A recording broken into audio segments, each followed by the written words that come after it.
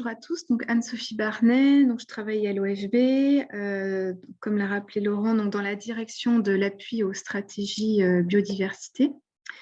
Et dans ce cadre, en fait, la direction on a apporté un appui au ministère dans le cadre de l'élaboration de cette nouvelle stratégie pour les aires protégées, donc pour la décennie à venir. Donc je vais vous présenter finalement, et pour qu'on ait le même niveau d'information, ce nouveau cadre pour nos aires protégées. Alors c'est vrai que c'est un contexte tout récent. On avait auparavant d'anciennes stratégies qu'on peut qualifier de partielles et qui sont arrivées à leur terme fin 2020. Donc, on avait la SCAP, stratégie de création pour les aires protégées, qui, elle, concernait uniquement les aires protégées terrestres.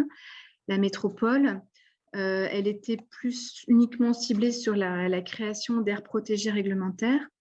Et pour le volet marin, on avait la stratégie de création et de gestion des aires marines protégées, donc qui concernait le milieu marin, à la fois la métropole et l'outre-mer. On avait des objectifs de création, mais également de gestion, et elle valait pour tous les statuts d'aires marines protégées. Et on va dire entre fin 2019 et fin 2020, donc il y a eu un ensemble de travaux préparatoires où l'OFB a apporté son appui au ministère pour faire émerger cette nouvelle stratégie qui porte donc de 2020 à 2030 et qui a donc été présentée en début d'année par le président, ainsi que son premier plan d'action triennal qui court jusqu'en 2023 par la secrétaire d'État. Alors, c'est une stratégie qui est ambitieuse et assez innovante par rapport aux anciennes stratégies. Ce qu'il faut vraiment retenir, c'est qu'elle est complètement intégrée, c'est-à-dire qu'on a un seul document qui va concerner à la fois la terre et la mer, qui vaut pour la métropole et l'outre-mer, qui va concerner à la fois des enjeux de création, mais pas uniquement, il y a aussi tout un volet de gestion qui est très développé et qui va aussi aborder tous les types d'espaces protégés, réglementaires, contractuels, la maîtrise foncière, également les labellisations internationales. On a plusieurs enjeux qui sont très marqués avec des attendus plus ou moins, on va dire, communiqués et communicants. Donc, vous les avez tous certainement entendus, notamment comme l'objectif d'avoir 30% du territoire en espace protégé et 10% en protection forte. Alors, c'est vrai que souvent, on a beaucoup partagé autour de ces cibles-là, mais il y a également d'autres cibles tout aussi importantes, car avec des attendus concrets et opérationnels du point de vue de la qualité de la gestion, pour que la France soit en mesure de développer une gestion efficace et également qui soit évaluable, aussi bien dans chaque aire protégée qu'à l'échelle du réseau. Il faut aussi bien avoir en tête que ce n'est pas qu'une stratégie d'État, c'est une stratégie nationale, donc il y a un très fort enjeu de mobiliser et d'impliquer les collectivités. Et on a également un fort enjeu autour de la pérennisation de la gestion et à savoir son financement, avec un objectif transversal qui concerne cet axe en particulier. Alors, comment est-elle structurée? Alors, je suis en arrière. Donc, on a 7 grands objectifs stratégiques qui valent pour ces 10 années. Et ces 7 objectifs vont être même découpés en un certain nombre de grandes mesures stratégiques. Donc, le premier objectif, donc je les aborderai spécifiquement un petit peu plus tard. Dans le premier plan d'action 2021-2023, une action transversale a été développée autour du suivi et de l'évaluation de cette stratégie nationale et de ces plans d'action. Alors pourquoi? C'est parce que fort en fait du retour d'expérience des anciennes stratégies, on s'est rendu compte que les anciens documents n'étaient pas nécessairement évaluables en l'état de par leur rédaction et qu'un certain nombre d'actions, d'animations, de pilotage et de communication n'avaient pas été suffisamment faits et menés au regard de l'évaluation des résultats Et dans ce sens-là, cette nouvelle stratégie a essayé de faire mieux avec une réelle démarche évaluative, aussi bien dans sa rédaction, ensuite que dans la mise en œuvre de ses plans d'action et de ses révisions. Donc, c'est pour ça qu'il est indiqué dans le plan d'action que d'ici juin 2021 et la fin de l'année, l'OFB devra donc proposer, en accord avec les parties prenantes, un dispositif de suivi et d'évaluation de cette stratégie et portera l'animation de ce suivi et évaluation avec notamment un certain nombre de méthodes et d'outils qui seront mobilisés par le ministère. Donc, on voit bien que dès lors qu'on va parler dispositif d'évaluation, on va nécessairement aborder en retour la question des données qu'il va falloir mobiliser et du rôle du SIB dans cette identification et production des données. Alors, si on regarde donc un peu plus précisément ces objectifs, donc là, j'ai éclairé en fait les objectifs qui ont été assortis d'un nombre de cibles. En fait, il y a 8 grands cibles, on va dire, nationales qui sont affichées pour chacun des objectifs stratégiques de cette stratégie. Sachant qu'il y a 2 objectifs en particulier, les objectifs transversaux concernant le financement et la connaissance, qui, eux, n'ont pas été assignés de cibles en particulier, mais néanmoins, ça ne veut pas dire qu'ils ne seront pas évalués pour garantir l'atteinte des résultats qui ont été ambitionnés. Donc là, je vais vous présenter rapidement, éclairer un petit peu à quoi ressemblent ces objectifs, qu'est-ce qui est en jeu et les cibles, et voir quelles questions ça peut soulever. En tout cas, ça mérite de soulever du point de vue des données pour voilà, se mettre un petit peu dans le bain et lancer un peu derrière le débat. Donc, le premier objectif de la stratégie, sachant qu'ils ne sont pas classés par ordre de priorité, c'est ce qui va concerner le développement d'un réseau d'aires protégées qui doit être résilient aux changements globaux. Donc là, on voit bien qu'il y a tout ce qui va concerner l'enjeu de développer des protections fortes à terre et en mer, mais également de disposer d'un réseau cohérent et bien designé avec tous les outils dont on dispose. Donc, on a 2 cibles. Donc, la cible qui concerne les 30% d'espaces protégés et les 10% en protection forte. Donc là, on peut se dire finalement de quelles données, on va avoir un certain nombre de données pour justement référencer et rapporter toutes ces aires considérées comme protégées et également les protections fortes. Également, savoir quelles données il va falloir mobiliser pour qu'on soit en mesure de juger de la bonne cohérence du réseau et de son évolution dans le temps. Si on regarde maintenant le deuxième objectif qui, lui, vise à accompagner la mise en œuvre d'une gestion efficace et adaptée du réseau d'espaces protégés. Donc, vous aurez une présentation à ma suite dans ce sens. Donc, ça va concerner effectivement un renforcement des capacités des gestionnaires d'espaces protégés et également de développer des documents de gestion nouvelle génération et qui soient, on va dire, plus intégrateurs des enjeux avec les échelles notamment éco-régionales et également d'être en capacité de disposer de dispositifs d'évaluation de l'efficacité et d'une gouvernance également qui soit plus ouverte, plus intégrative des citoyens. Donc, on a 2 cibles qui sont assignées à cet objectif avec d'ici 2030, voilà tel que c'est écrit, les aires protégées sont gérées efficacement, donc il faut être en capacité de l'évaluer et également de démontrer que l'état de conservation de la biodiversité s'améliore dans les aires protégées par rapport à l'extérieur, sous-entendu. Donc, on voit bien que là, pour rendre compte, répondre par le biais de données pour les faire parler en termes d'indicateurs, il va falloir qu'on puisse caractériser les plans de gestion, les objectifs de conservation dans les aires protégées, leur responsabilité individuelle vis-à-vis de la responsabilité globale du réseau, mais également de pouvoir rendre compte de cette efficacité de la gestion, de la gouvernance, pour qu'on puisse suivre ces éléments-là au sein du réseau, mais également de pouvoir suivre les tendances aussi qu'avec l'ensemble des autres dispositifs de suivi pour à chaque fois pouvoir faire la comparaison entre à l'intérieur du réseau et en dehors. Le troisième objectif… Anne-Sophie, oui.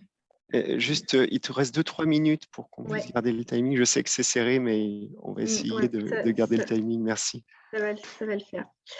Le troisième objectif, lui, concerne l'accompagnement des activités durables au sein du réseau. Donc, on le sait, les espaces protégés sont le lieu de développement d'activités qui se doivent être compatibles avec les enjeux de conservation.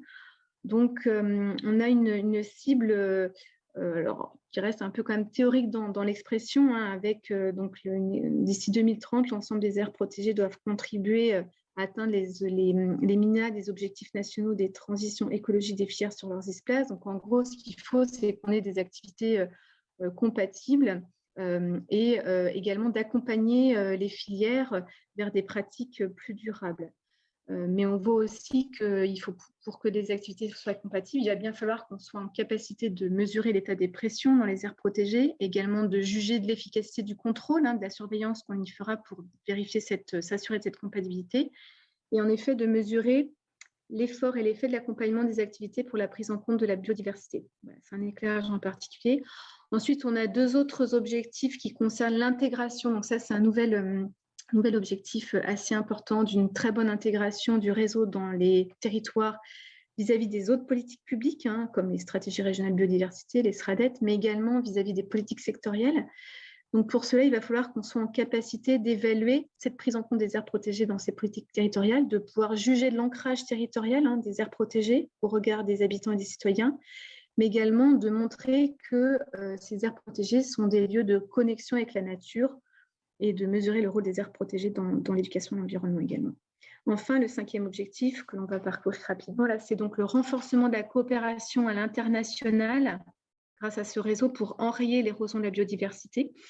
Et là, on voit qu'on va certainement avoir besoin de mobiliser pour l'évaluation d'un certain nombre de données qui nous permettent de juger de la bonne intégration des aires protégées à une échelle éco-régionale, également de pouvoir évaluer cette cohérence du réseau à une échelle qui dépasse, on va dire, nos frontières françaises. Donc, tout cela, on va devoir travailler un certain nombre de chantiers, de groupes thématiques pour pouvoir proposer une méthode et un cadre, une feuille de route pour ce dispositif de suivi-évaluation que l'on va élaborer. Il y a pour l'instant, on est aux prémices, pour faire parler les aires protégées et la biodiversité qu'elles abritent au regard du design du réseau, de la qualité de la gestion et de l'évaluation, des activités et des pressions qui s'y déroulent, de leur intégration et enfin de la gouvernance. Et voilà, donc on pose cette question de comment est-ce qu'on peut mobiliser le SIB, quel rôle peut-il jouer dans l'identification, l'organisation et la gestion de ces nouveaux champs de données, parce que précédemment, il y avait une entrée SCAP. Là, on voit que maintenant, c'est l'entrée SNAP, Stratégie nationale aire protégée 2030, pour construire pas à pas ce nouveau dispositif de suivi-évaluation par rapport aux précédentes stratégies. Voilà. Eh bien, je vous remercie de votre attention.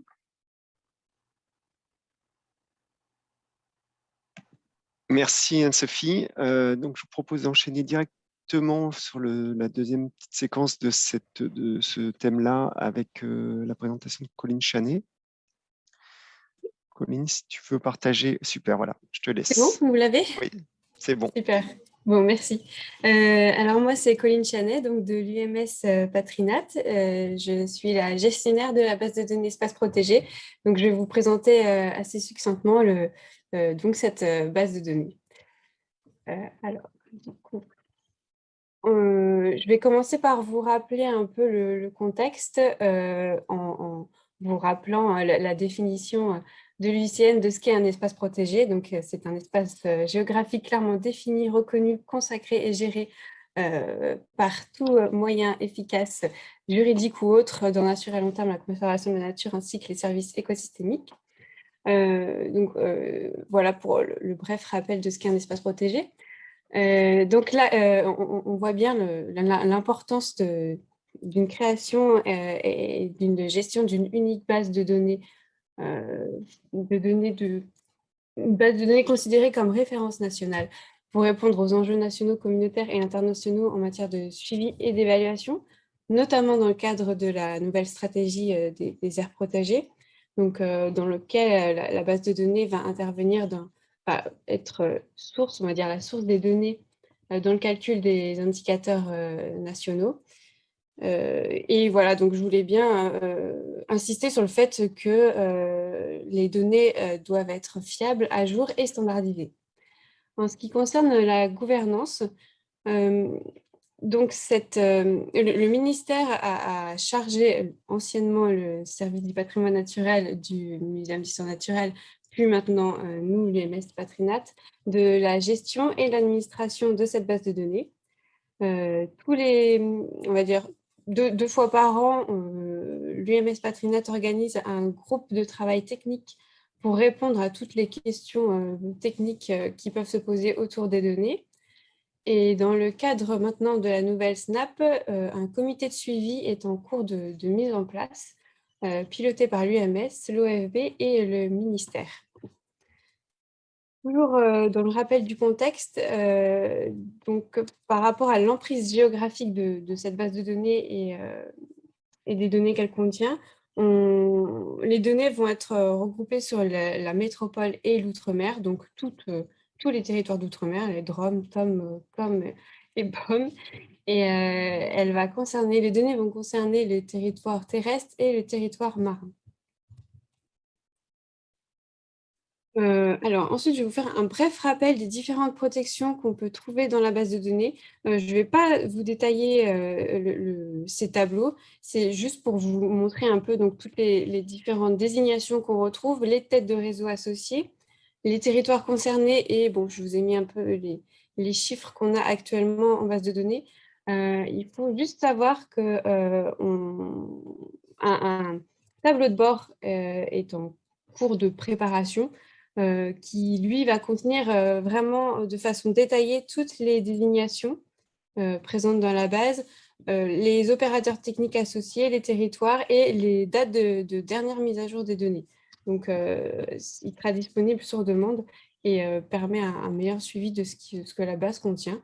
Donc, on va retrouver donc, les protections réglementaires avec les parcs nationaux, les arrêtés de protection, pardon, biotope, habitat naturel et arrêté de protection de géotope, les réserves biologiques, les réserves de chasse et de faune sauvage, toutes les réserves naturelles, donc nationales, régionales et corses.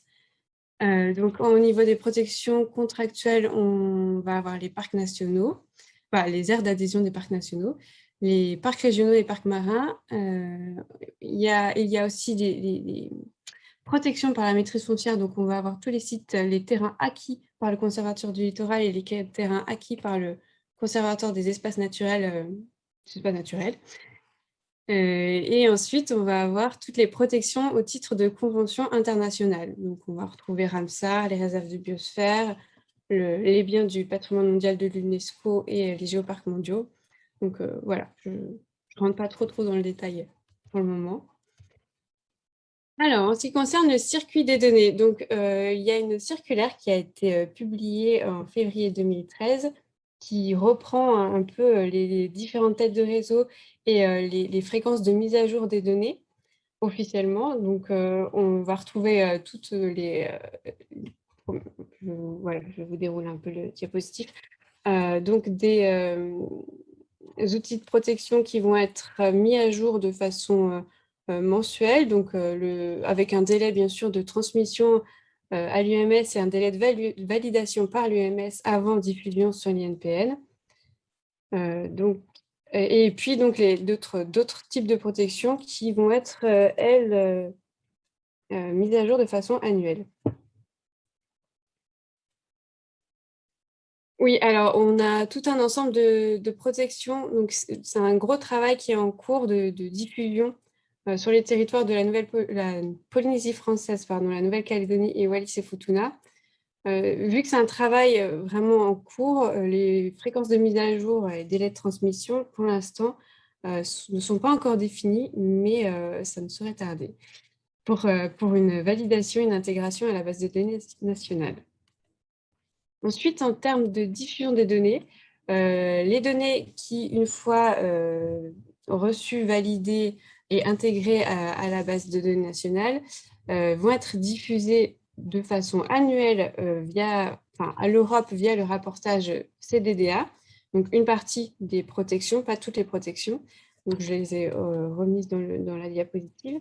Ce rapportage européen, lui, ensuite, va alimenter la base de données mondiale WDPA. De façon plus régulière, donc 2 à 3 fois par an, les données vont être mises à jour et diffusées sur le site de l'INPN, donc sous forme de fiches de présentation des espaces, de couches géographiques téléchargeables, de cartes, de flux WMS, WFS. Une petite nouveauté aussi sous forme de base de données au format CSV. Donc, on va retrouver toutes les informations attributaires liées aux couches SIG et sous forme de différentes statistiques. Du coup, lors des mises à jour INPN, on va également faire en simultané un envoi à l'IGN pour que les données soient mises à jour sur le géoportail. Et de façon plus continue, les données sont mises à jour automatiquement sur le géocatalogue et le géoportail de l'urbanisme. Concernant les informations collectées, alors, la base de données espace protégé est basée sur le standard de données Covadis, qui date de mars 2013. 100% des données qui sont diffusées sur l'INPN sont disponibles à ce standard.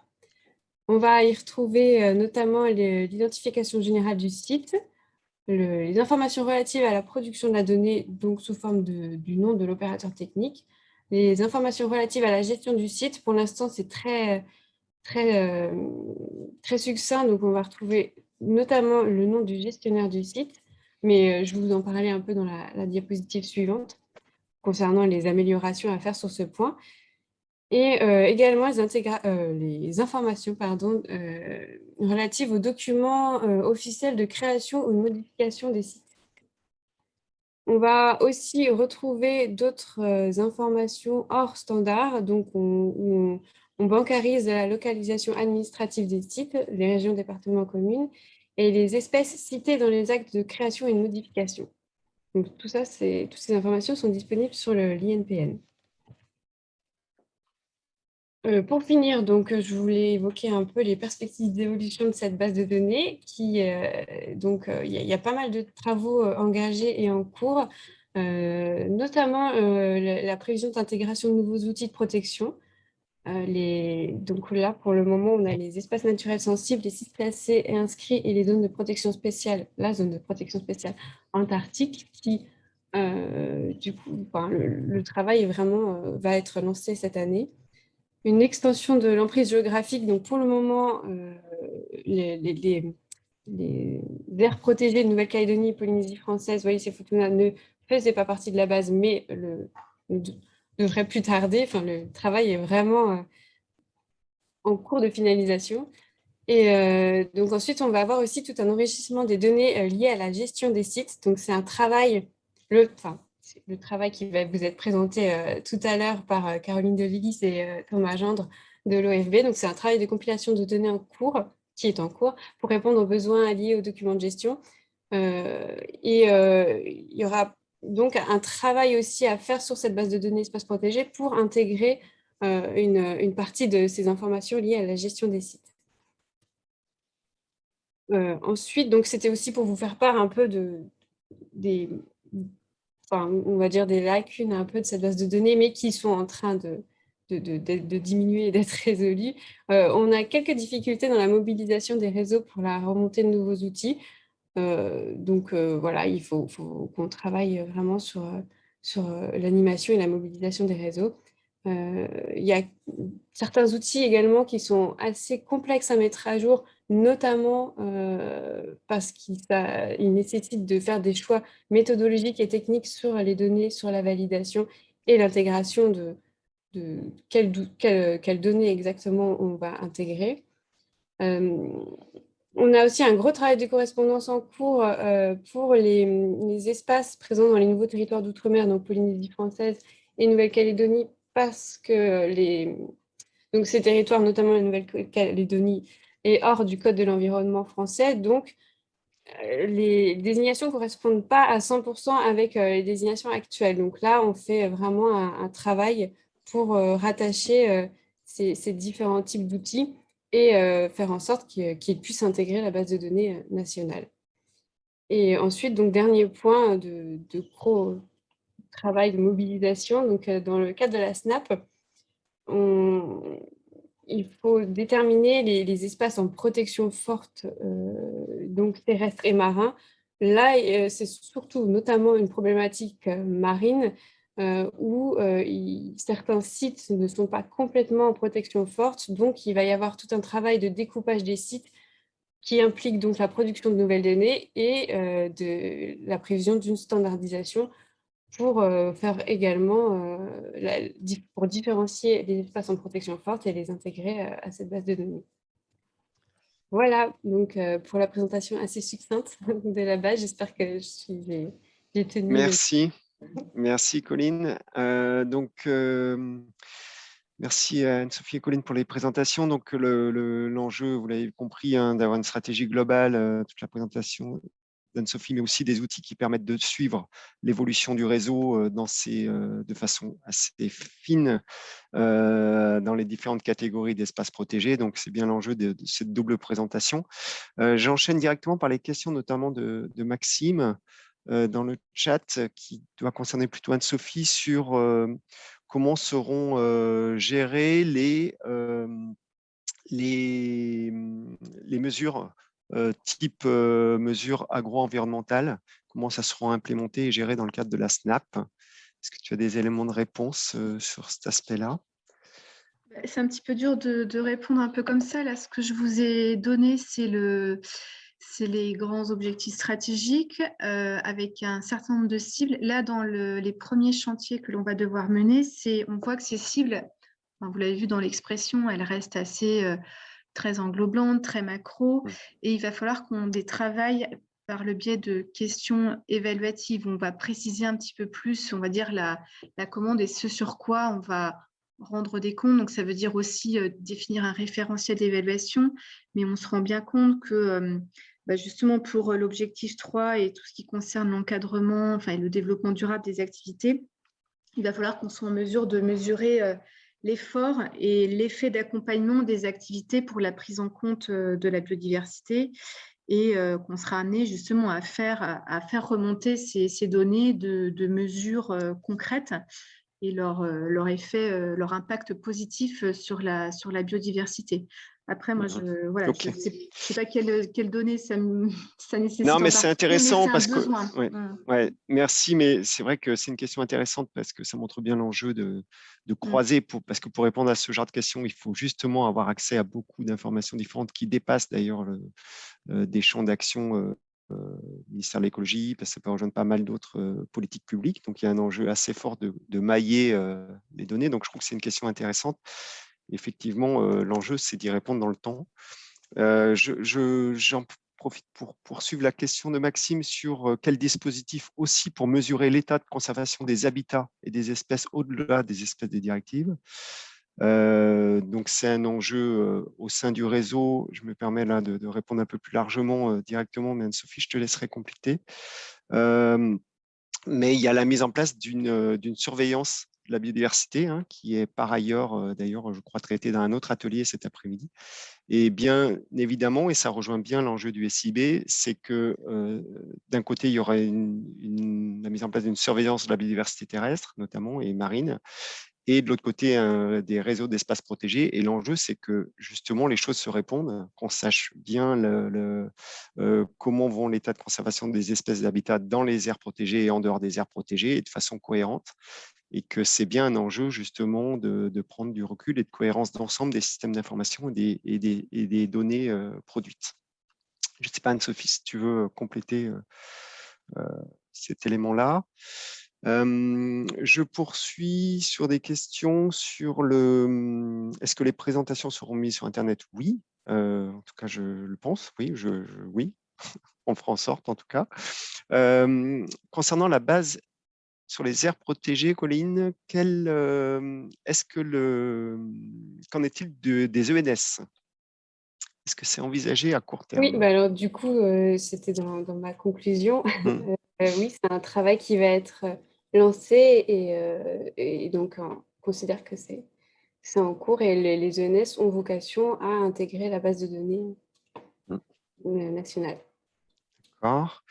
Et concernant les territoires où il y a un code de l'environnement propre, type Polynésie, tu en as parlé également. Donc, du coup, c'est en cours dans le cadre de travail de cohérence d'ensemble. Oui, exactement.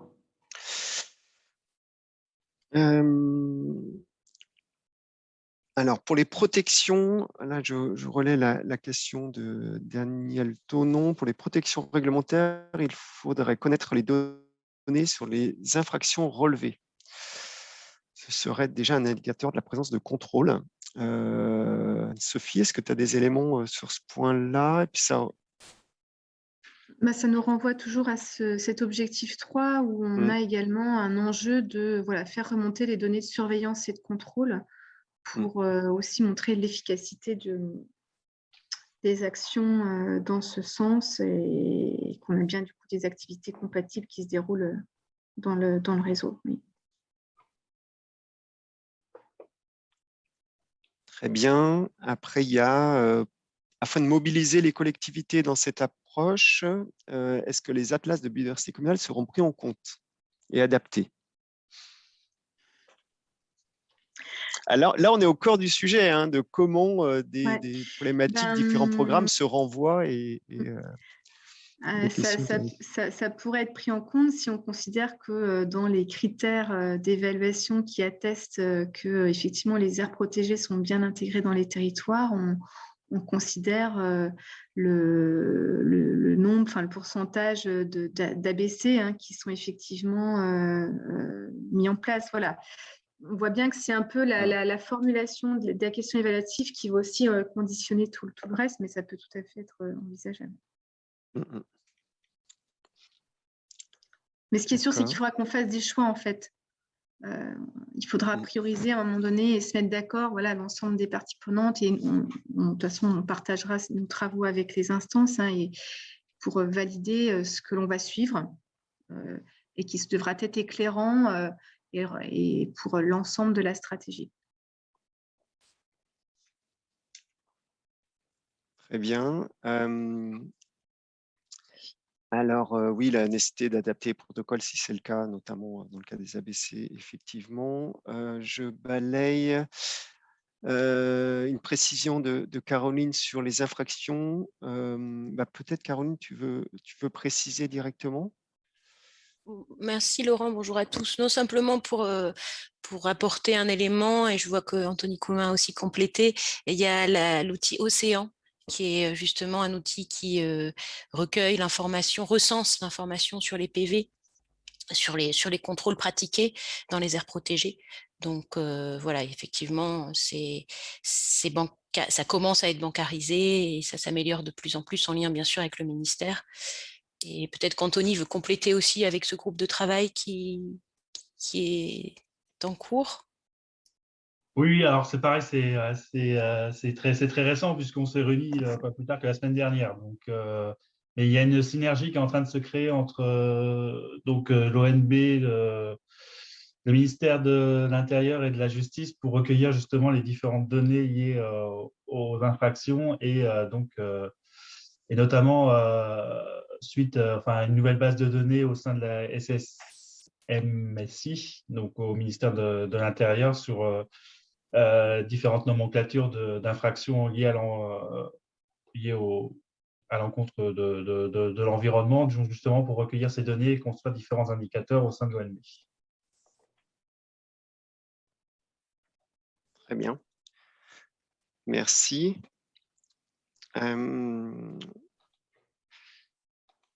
Alors, et après, il y a une précision. Non, une question, pardon. La base des espaces protégés permettra-t-elle de disposer en continu des pourcentages de chaque région département d'aires protégées et en protection forte? Je ne sais pas, c'est peut-être Colline, si tu veux répondre à cette question. Alors, il y a un travail de diffusion des indicateurs sur l'INPN. Donc ces indicateurs vont contenir en partie le pourcentage des régions, départements en protection et protection forte. Voilà, donc c'est un travail qui est en cours. Je ne sais pas si mes collègues Frédéric Vest ou Guillaume veulent ajouter plus d'informations, mais bon, voilà, je pense que c'est déjà... Non, mais c'est clair, oui. Et le deuxième question, c'était tu la vois, concernant les sites gérés par les conservateurs d'espaces naturels. Oui, alors ces sites Alors, on diffuse et on intègre les sites en maîtrise foncière pour le moment. Après, toutes les aires protégées sont-elles... Alors, je ne sais pas ce que vous appelez toutes les aires protégées. Mais voilà, si vous reprenez la présentation que j'ai faite, il y a... Non, pas les ORE, par contre. Je suis en train de regarder les questions en même temps. Mais non, les ORE ne sont pas intégrés. Pour le moment, je ne suis pas sûre qu'il y ait de recensement. Mais c'est une bonne remarque. Oui, c'est une bonne question. Ouais. Il me semble qu'à ce stade, dans la base EP, il y a essentiellement effectivement les protections, enfin les acquisitions foncières des conservatoires et les baux amphithéotiques, Voilà, donc les exactement. protections, les engagements sur le très long terme. Et effectivement, il y a une question qui n'est pas encore, à mon avis, enfin à ma lecture de la stratégie, qui n'est pas encore clairement précisée. C'est sur toutes les conventions de gestion pluriannuelles qu'il peut y avoir 10 ans, 15 ans entre un conservatoire et une collectivité, par exemple, propriétaire, et où il peut y avoir une gestion active de la biodiversité. Je ne sais pas exactement si c'est prévu de calibrer comment seront intégrés ou pas ces espaces comme des aires protégées.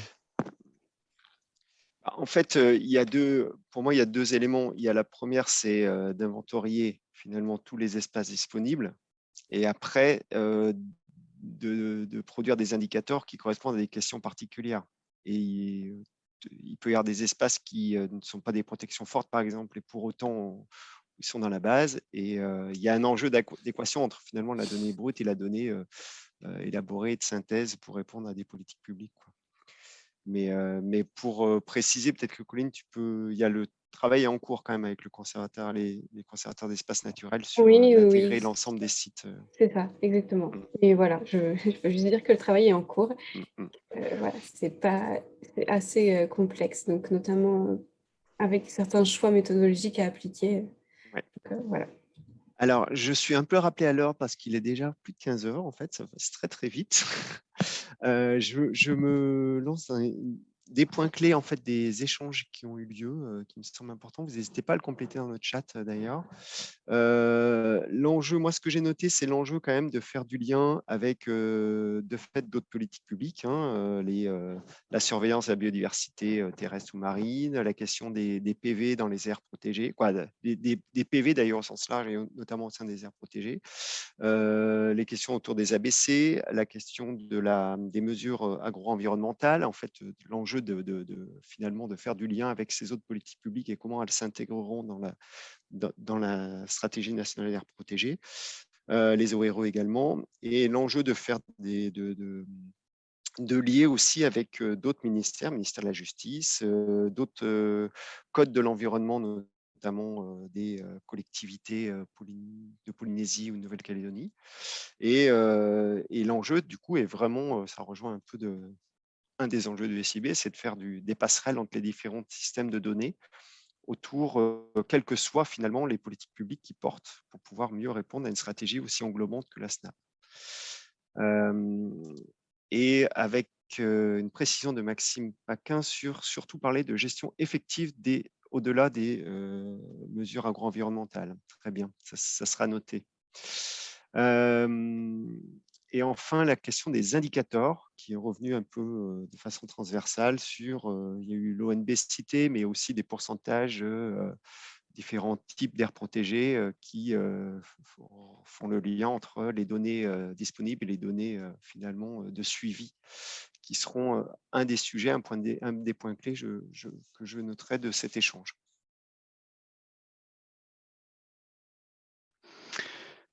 Donc oui, Caroline et moi, on va vous évoquer un projet qui se lance donc dans le cadre de du lancement aussi de la stratégie nationale air protégée et qui vise à répondre à certains aspects des questionnements et des perspectives qui sont dans le cadre qu'a présenté Anne-Sophie dans la présentation précédente. Donc, toujours dans cet atelier sur la consolidation des aires protégées, donc les documents de gestion des aires protégées vers une base nationale. Donc, on va évoquer rapidement les enjeux de qualité de la gestion qui sont évoqués dans la stratégie nationale aire protégée. Alors, c'est un tout petit rappel rapide pour les participants qui nous auraient rejoints à ce stade dans l'atelier. Et puis, les éléments initiaux de besoins qui ont mené à l'émergence de ce projet, qui, je le rappelle, démarre, et on vous en présente voilà, les premiers balbutiements pour illustrer à quel point la dynamique SIB peut répondre et peut être utile à des projets de ce type-là. Vous exposez le processus en cours donc de ce travail qui démarre, l'apport du SIB donc dans ce projet qui nous accompagne et qui nous porte, qui nous met en lien beaucoup, et les perspectives et les questions surtout que l'on a et que j'espère on pourra aussi prendre le temps de développer avec vous. Donc, en rappel, ce projet va s'inscrire clairement dans l'objectif 2 de la stratégie aire protégée, autour de la mise en œuvre d'une gestion efficace et adaptée du réseau d'aire protégée. Donc, voilà, la stratégie a vraiment l'ambition d'accroître la meilleure gestion et la meilleure adaptation dans le temps de la gestion et la meilleure évaluation de la gestion dans le temps des aires protégées, avec 2 enjeux qui sont zoomés ici, et notamment celui concernant l'organisation de la remontée des besoins concernant les documents de gestion qui sont mis en œuvre dans les aires protégées, et la manière dont ils prennent en compte, ils intègrent un certain nombre de principes qui ont été collectivement construits dans le cadre de la méthode d'élaboration des plans de gestion d'espaces naturels, qui est connu aussi sous l'acronyme CT88 pour Cahier technique 88. Plus précisément, donc, on va répondre à la mesure 7 de cet objectif 2. Il y a 2 mesures, 2 grandes mesures dans l'objectif 2. La mesure 7 qui vise à renforcer la méthode de pilotage, d'évaluation et d'adaptation de la gestion des aires protégées, et qui vise donc notamment à ce que la méthode d'élaboration des plans de gestion ou ces grands principes qui intègrent notamment l'évaluation au cœur de la réflexion sur la planification de la gestion dans une aire protégée, que ces principes méthodologiques puissent être vraiment adaptés et transmis à l'ensemble des types d'aires protégées, avec des plans de gestion qui doivent être dotés d'enjeux bien définis, et hiérarchisés les uns par rapport aux autres pour prioriser l'action, les moyens et les ambitions de ces plans de gestion. Pouvoir faire un état des lieux des expériences de gestion des aires protégées qui sont dans des contextes très souvent de superposition de types d'aires protégées entre elles, ou d'aires protégées qui sont proches les unes des autres et qui vont avoir à réfléchir de manière collective, de manière synergique, leur problématique d'enjeu et de planification de la gestion.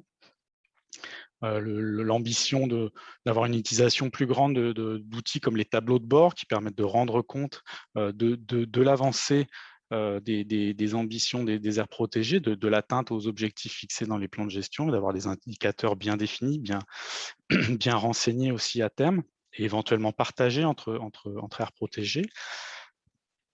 Et un dispositif, et tout ça rentrant dans la question d'un dispositif global de compréhension de l'efficacité, de l'évaluation de l'efficacité de la gestion des sites et des aires protégées, pour pouvoir toujours mieux rendre des comptes à la fois sur est-ce que les aires protégées atteignent leurs objectifs et préservent les enjeux qu'elles ont définis, et est-ce qu'elles s'adaptent dans le temps, est-ce qu'elles arrivent à réajuster leurs orientations, leur gestion. Et dans le cadre du plan d'action, plus précisément en lien avec cette mesure 7, l'idée de faire émerger, d'obtenir un état des lieux du nombre et des types de documents de gestion qui sont validés dans les aires protégées. Et donc, c'est vraiment l'objet de ce projet qui se lance, d'envisager une base de données qui essaye d'avoir une vision sur l'ensemble des aires protégées et de la présence d'un plan de gestion dans ces aires protégées, de sa validité, de sa durée, éventuellement de son dispositif ou de sa dimension évaluative aussi. Donc, le projet émarge de cette action de la SNAP et s'appuie sur une mise en œuvre, sur un portage aujourd'hui, sur un lancement qui est au cœur d'une action du Centre de ressources documents de gestion des aires protégées qu'on est en train de mettre en place au sein de l'OFB, et de manière tout à fait collective et partenariale avec les réseaux d'aires protégées. Donc un dispositif, donc centre de ressources ne veut pas dire uniquement un site internet, une plateforme, un outil où on capte de l'information, de la donnée, mais vraiment un dispositif collectif d'action à visée d'appui aux gestionnaires, avec un dispositif qui va, voilà, il y a plusieurs centres de ressources au sein de l'OFB aujourd'hui sur plusieurs thématiques, donc vous en connaissez peut-être les arcades, mais en gros l'animation de réseau, l'appui technique avec la formation et puis la production d'outils de ressources. Et le centre de ressources documents de gestion des aires protégées, voilà, pour viser d'accompagner, d'animer, et de produire des outils, de faire émerger les retours d'expérience autour de la thématique de l'évaluation et de la planification dans les aires protégées.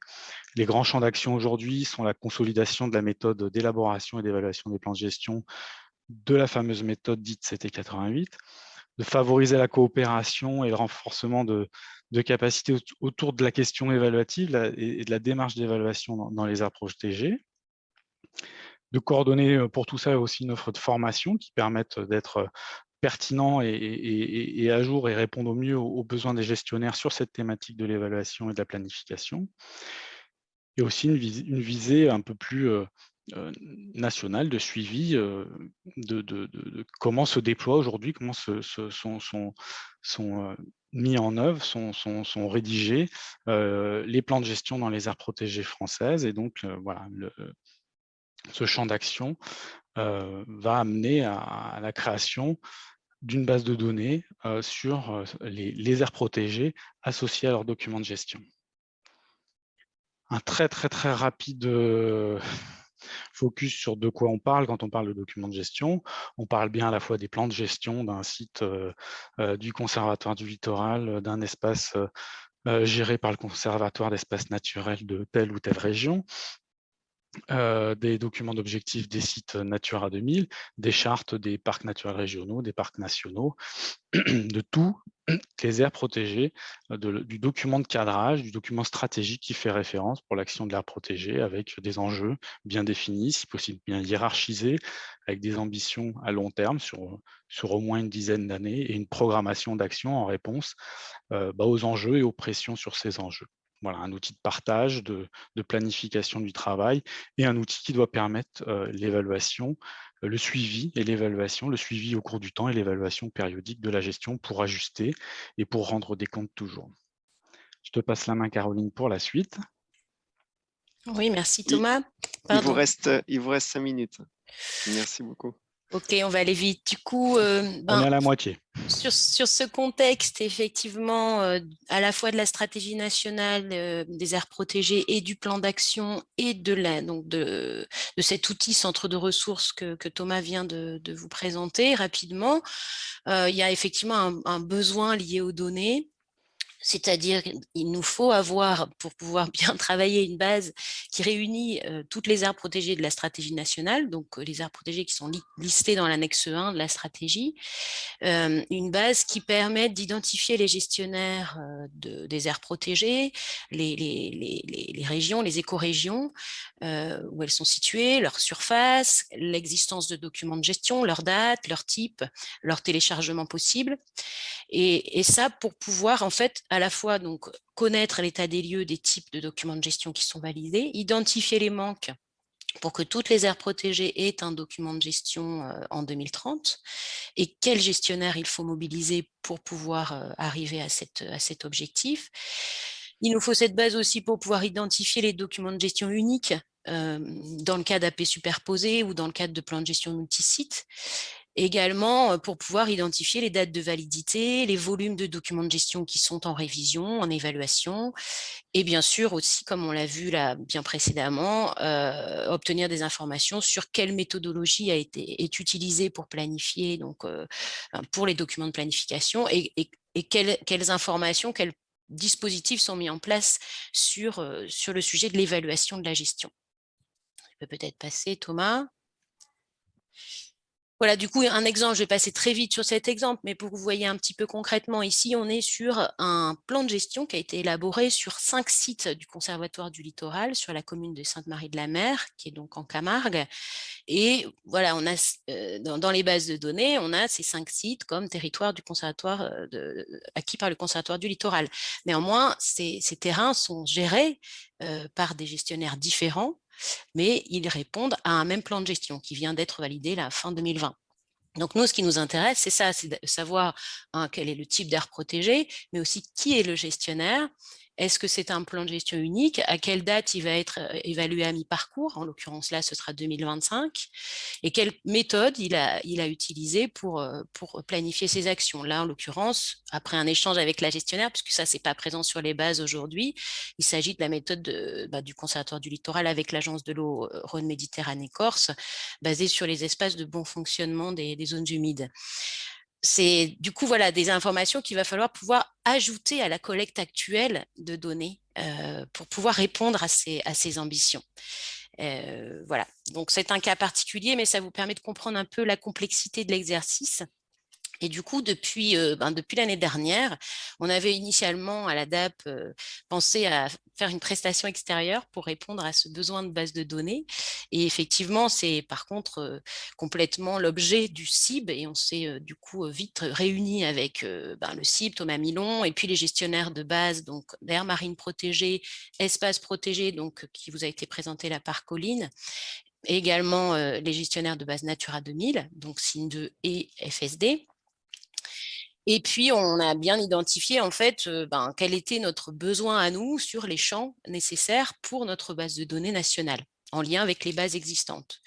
Et on a établi un grand tableau de champs nécessaires pour répondre à nos besoins et identifiant là vous voyez les 4 colonnes, c'est un extrait, on ne va pas rentrer dans le détail, mais les 4 colonnes correspondent aux 4 bases de données qu'on sollicite pour ce travail.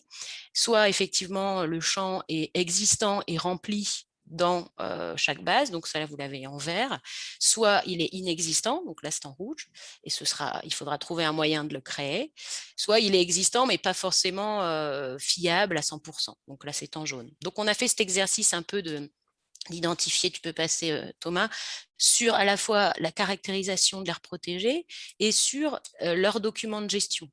Donc, savoir un peu où on en est en gros au niveau de la donnée aujourd'hui. On se rend compte que sur la caractérisation de l'aire protégée, on a déjà des informations qui sont assez poussées et on est content, heureusement.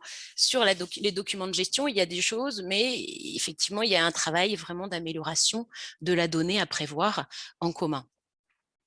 Donc, suite à ce travail, effectivement, au niveau du CIB, ils ont demandé une extraction de ces 4 bases de données, enfin 3 en l'occurrence, pour le coup, pour pouvoir réaliser un tableau unique, en fait, qui puisse assembler les données issues de ces bases de données sur les champs qui nous intéressent. Et donc, on constate effectivement que là, dans la base de données, c'est le petit schéma que vous avez en face, en dessous, la base de données aires protégées, espaces protégés, il y a 4124 sites. Sur Natura 2000, 1761. Sur la base de données aires marines protégées, 689. Donc, voilà, il y a des sites en commun, mais pas uniquement. Dans la base de données aires marines protégées, il y a des sites, notamment dans les collectivités d'outre-mer et territoires d'outre-mer, qui ne sont pas encore présents dans les autres bases. C'est un des enjeux qu'on a vu tout à l'heure avec Colline. En tout cas, voilà, en faisant ce travail de concaténation, il y a des améliorations nécessaires sur la complétude des aires protégées pour qu'on touche vraiment tous ceux de la SNAP, sur la correspondance des sites, et on voit qu'il y a des besoins d'amélioration sur l'identification des gestionnaires et aussi sur les documents de gestion.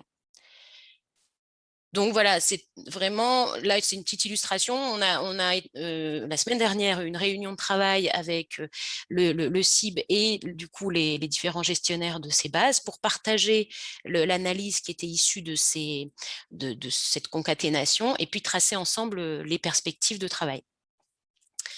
Ça permet de vous illustrer un peu ce cas un petit peu d'école, en quoi le CIB apporte au projet. Effectivement, il nous permet de mettre en relation en fait, les gestionnaires de bases de données de 3 politiques publiques concernées par le CIB. Donc, espace réglementé au titre du patrimoine naturel, définition des aires marines protégées et conservation des habitats naturels de la faune et de la flore sauvage. Il nous permet également du coup d'assembler les données pour une question que nous avons nous sur les documents de gestion, d'identifier les améliorations à mener. Et puis, effectivement, l'idée que nous avons tous au niveau CIB, au niveau DAP, au niveau des gestionnaires de base, c'est bien sûr aussi d'organiser quelque chose qui permette d'éviter de sursolliciter les parties prenantes, et en l'occurrence, les gestionnaires d'aires protégées qui doivent répondre après demain aux remontées d'informations. On constate qu'il y a une vraie émulation collective sur ce cas d'école. Et en fait, notre cas d'école permet aussi un peu d'asseoir et d'illustrer l'intérêt du CIB pour l'enjeu, en l'occurrence ici, d'aires protégées. Donc, c'est à double bénéfice, on va dire, de se réunir sur ce travail. Et on peut effectivement être fédéré autour d'un besoin concret. Voilà, peut-être, il nous reste quelques perspectives à vous présenter, Thomas, peut-être pour boucler. Oui, rapidement, qui peuvent ouvrir après sur les échanges et discussions. Donc, d'éléments qu'on a pu identifier collectivement, enfin, notamment les sachants et maîtrisants des bases de données dont on parle, puisque nous sommes avec Caroline plutôt béotiens de la question de la donnée, de la base et de la gestion et de l'organisation des flux. Donc en tout cas, on a une réflexion collective à mener, collective avec ces interlocuteurs gestionnaires de base, mais aussi avec les têtes de réseau d'aires protégées sur la question un peu de fond sur le type de cadre méthodologique, en gros de pouvoir répondre ou de pouvoir suivre en tout cas la question de quelle est l'évaluabilité de la gestion d'un site, qu'est-ce qui est mis en place structurellement dans son plan de gestion, est-ce que son plan de gestion est adapté, est-ce que cette aire protégée à l'outil pour mettre en place une gestion de qualité évaluable et ajustable. Donc ça, c'est un travail collectif qu'il faut qu'on mène. On a identifié des éléments de besoin en termes d'évolution et peut-être de création ou de complétude du standard d'espace protégé en essayant d'intégrer donc davantage la question des documents de gestion, des gestionnaires et des éléments qui vont être très importants pour pouvoir suivre et puis aussi demain accompagner les aires protégées et leurs gestionnaires, de pouvoir les mobiliser et les toucher dans nos actions. Travailler aussi sur perfectionner ou affiner l'interopérabilité entre les bases, notamment AMP et EP, notamment sur la question des référentiels et standards, et de pouvoir faire évoluer structurellement aussi sur quelques éléments, quelques champs, la base EP et Natura 2000 sur des informations clés qu'on aura définies comme n'existant pas aujourd'hui et nécessaires à faire renseigner demain pour que cette base plan de gestion puisse répondre aux besoins. Il faut qu'on se répartisse le travail pour savoir qui mobilise qui, comment. Et puis, dans un deuxième temps, très rapidement aussi, réfléchir à l'accessibilité de ces données au-delà de notre cercle de travail, l'accessibilité des données aux acteurs autres, aux parties prenantes, aux usagers, aux gestionnaires d'une manière générale. Voilà, je vous remercie. J'espère qu'on n'a pas trop dépassé. Merci Thomas, merci Caroline pour cet exercice pas simple de présentation d'avancement de vos travaux et des enjeux, et notamment les dernières diapos sont assez intéressantes pour le débat, en tout cas les autres également, mais pour le débat sur quelles données nécessaires pour avoir une vision d'ensemble sur la gestion des aires protégées, et notamment d'amener aussi vers un aspect qualité de la gestion, qui est bien sûr un axe important de la SNAP. Donc, il y a eu pas mal sur ce point-là, quelques questions, notamment la question sur laquelle je propose de revenir, même si Anne-Sophie a proposé des éléments de réponse, mais je trouve que c'est intéressant de reparler de gérer efficacement. Alors, comment évaluer la gestion finalement? Parce qu'effectivement, c'est pas simple. Donc, est-ce que vous pouvez apporter des éléments complémentaires à ce qu'a apporté Anne-Sophie, ou parce que tout découlera de ça, en fait, hein, quand même. Quelles données, il faut avant tout savoir qu'est-ce qu'on veut évaluer et comment on veut l'évaluer. Donc, je trouve que c'est intéressant que vous pouviez revenir sur cette notion-là.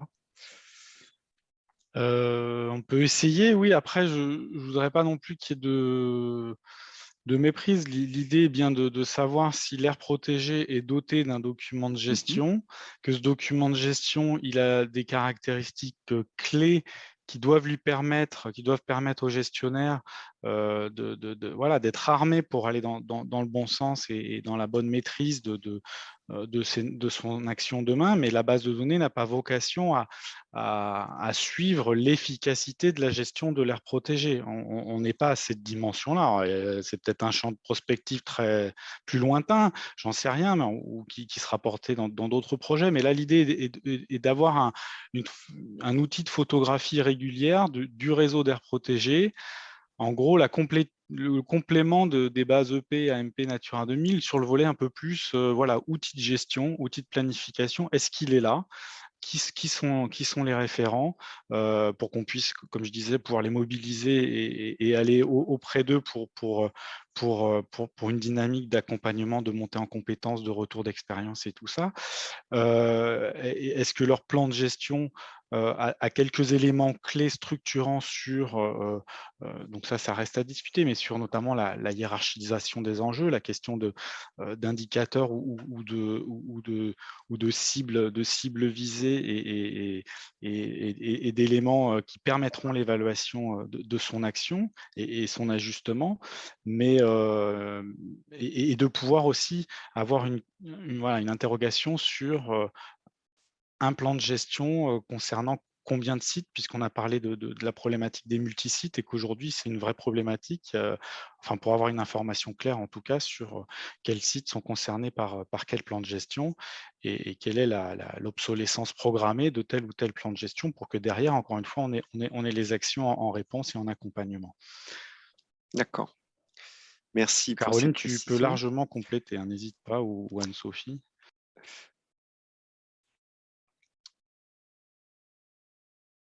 Et du coup, il y avait également des questions, je poursuis si Caroline ou Anne-Sophie, on s'arrête là sur ce point-là, sur les aires protégées qui n'ont pas de document de gestion, type prévu en tout cas, type les arrêtés de protection de biotopes.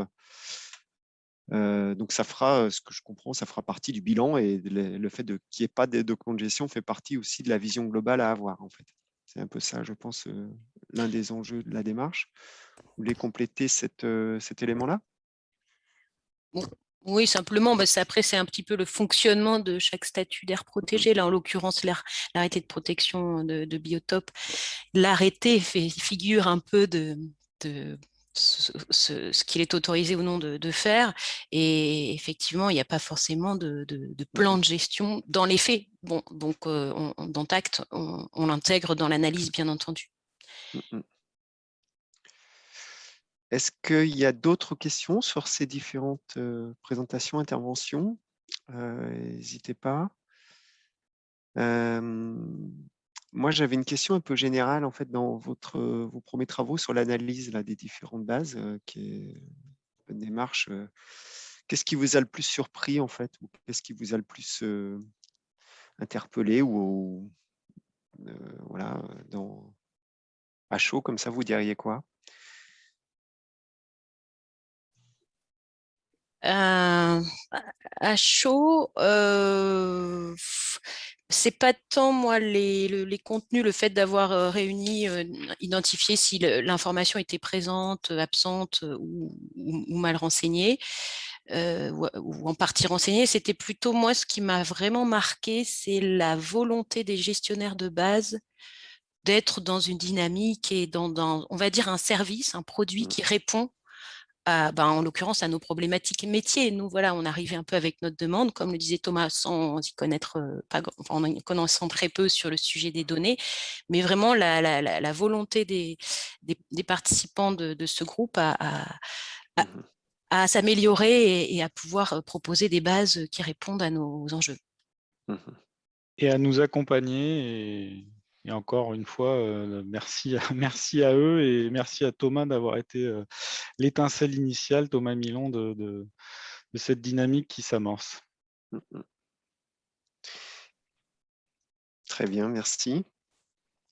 Est-ce que je ne vois pas d'autres questions, il y a des précisions qui sont dans le chat. Est-ce que il y a des points qui vous semblent importants là de revenir ou de préciser dans les interventions? Caroline?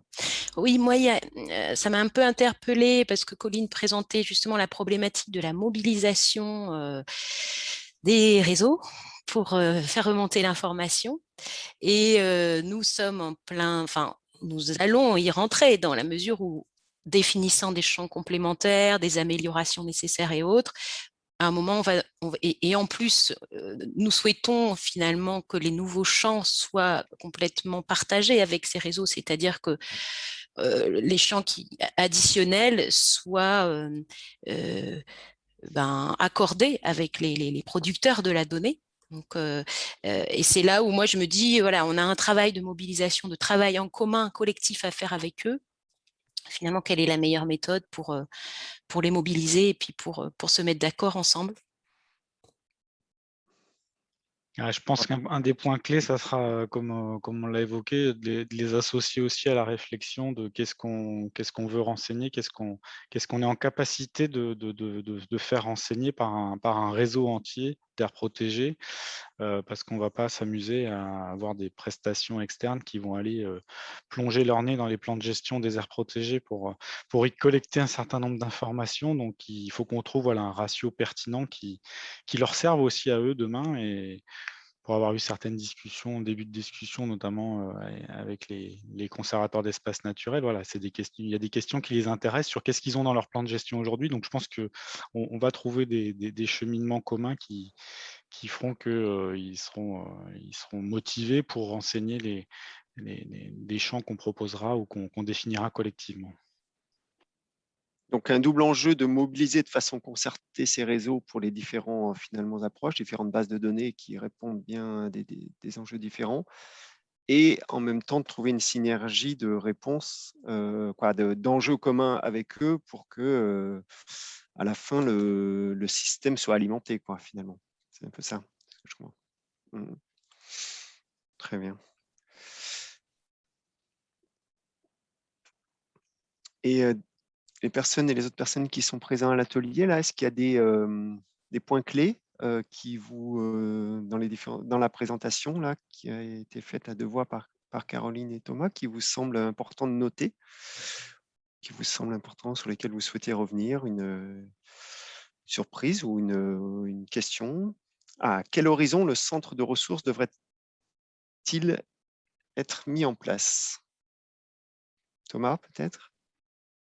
Bonne question, merci de me l'avoir posée. On est en train. Voilà, c'est un cheminement un petit peu long dans l'officialisation, j'ai envie de dire, entre la création de l'OFB, le mûrissement de ce projet, l'émergence de la SNAP qui pointe aussi du doigt cet outil-là. Voilà, les choses se font un peu en marchant. Donc, voilà, l'OFB devait définir un peu son ambition, la partager en interne à l'OFB qui était en train de se structurer.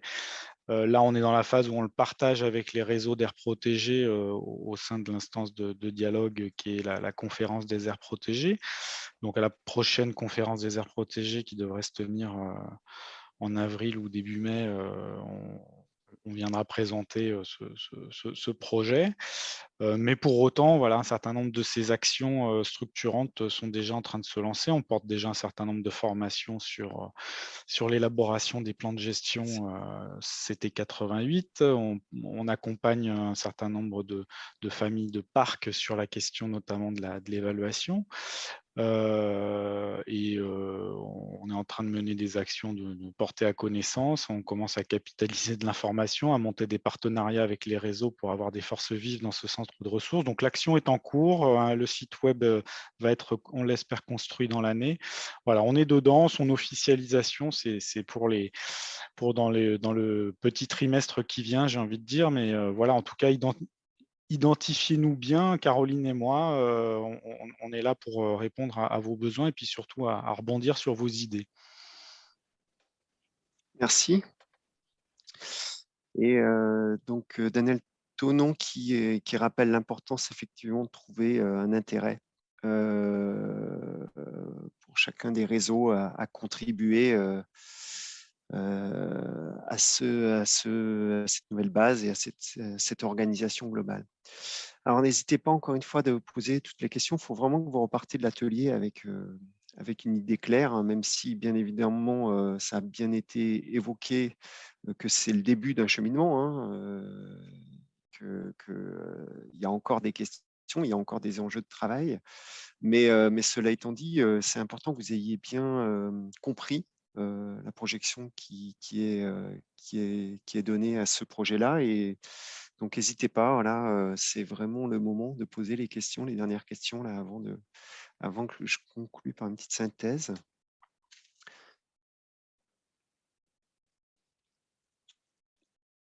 Alors, je me lance. Quelques points clés. Ça fera peut-être réagir. N'hésitez pas à compléter également. Alors, moi, j'ai noté les points clés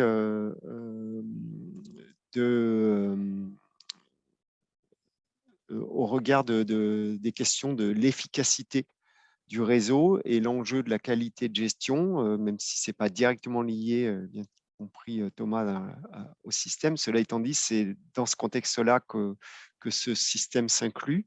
La question de synergie entre 4 systèmes déjà en place, côté aire marine protégée, Natura 2000, FSD ou gestion et aire protégée, de rendre de la cohérence. Donc, c'est bien un enjeu très ciblé que vous avez entamé. L'enjeu d'avoir rapidement une photographie de l'existant sur les plans de gestion avant justement d'aller plus loin, et le travail de mettre en cohérence les différents systèmes, de mettre en synergie et d'apporter finalement du service aux différents acteurs pour que chacun puisse se mobiliser et accompagner et que ce soit bien un système coporté. Et l'enjeu de la mobilisation aussi pour alimenter ces systèmes, pour qu'elles soient peut-être mieux coordonnées ou en tout cas être clarifiées et pour pas qu'il y ait des mobilisations croisées qui puissent être optimisées, quoi. Donc voilà, à grands traits, les points clés que j'ai notés. Et pour info, alors. Oui, je peux Excusez-moi. peut-être commenter, Laurent, si tu le souhaites. Oui, je veux bien, parce que du coup, ça défile. C'est beaucoup de choses en même temps. Ouais. Non, pour votre information, dans le cadre du centre de ressources, donc comme l'évoquait Thomas, il y a déjà plusieurs actions qui sont lancées, hein, et il y aura donc un premier webinaire aussi sur l'évaluation de la gestion des aires protégées, les parcs notamment, cet été. Voilà, on vous diffusera l'information, bien sûr, largement. Très bien.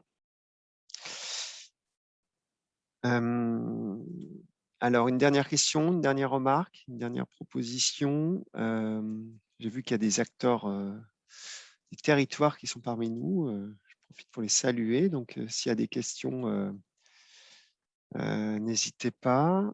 On est plus de 40 là, j'avais vu que c'était augmenté. Donc, un bon atelier. Il y a une nouvelle question dans le chat sur quels moyens suivis, perspectives sur la montée des données d'observation et de suivi d'espèces sur les espaces protégés, j'imagine. Voilà, je la porte à ta connaissance. Je ne suis pas, je pense qu'on n'est pas tout à fait dans le champ de nos interventions, mais peut-être que parmi les participants, quelqu'un peut apporter quelque chose.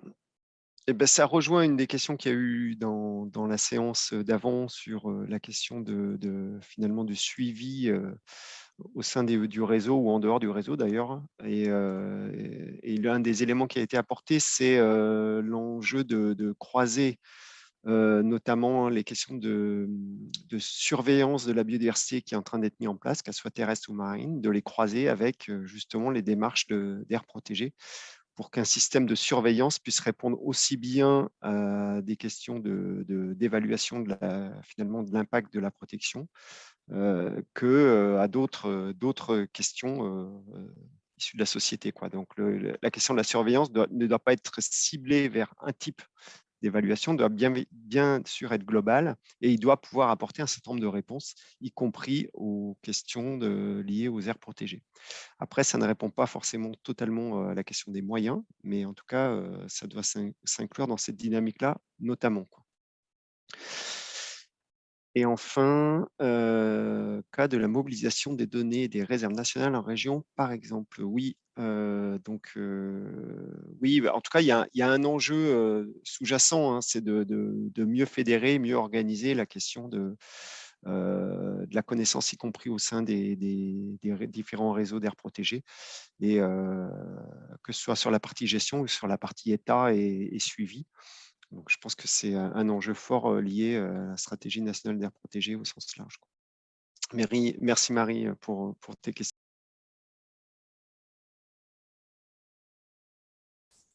Ok, donc bonjour à tous. Donc on va vous présenter avec ma collègue Marie-Caroline quelques croisements qui ont été réalisés pour la stratégie air protégée et avant ça pour le diagnostic de la SCAP, donc de la stratégie de création des aires protégées qui préexistait.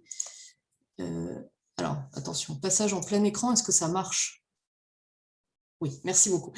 Je vais commencer par les quelques croisements qu'on avait fait d'informations sur le diagnostic de la stratégie des aires protégées. Donc, l'idée, en fait, était de vérifier si, d'une part, on atteignait les objectifs de la SCAP, donc d'atteindre 2% de la surface du territoire métropolitain en aires protégées, et d'autre part, si ces aires protégées étaient placées efficacement par rapport à la distribution des taxons, en fait, concernés par la stratégie.